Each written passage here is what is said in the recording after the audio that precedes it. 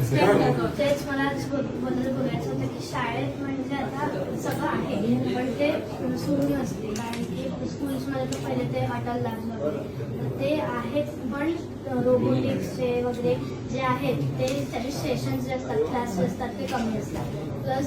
स्कूल्समध्ये टीचर्सला काय असतं, specific short time असतो, त्याच्यात टीचर्सवर खूप बर्डन येते, त्याच्यामुळे स्टुडंट्सवर पण येते. तसं नको, असं वेगवेगळे इंटरॅक्टिव्ह सेशन्स वगैरे पाहिजे स्कूल्समध्ये, पण ॲटलिस्ट वीकमधून एकदा. प्लस एक माझी रिक्वेस्ट आहे की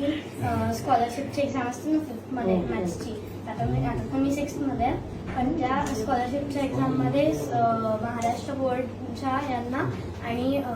गव्हर्नमेंट स्कूल्सला हे स्कॉलरशिप वगैरे भेटते, पण आता CBSE वाल्यांना देऊ शकतात, तर त्यांना ॲप्रिसिएशन आणि थोडीशी स्कॉलरशिप नसली तरी चालते, पण ॲटलिस्ट ॲप्रिसिएशन. व्हेरी गुड, चालेल, नक्की विचार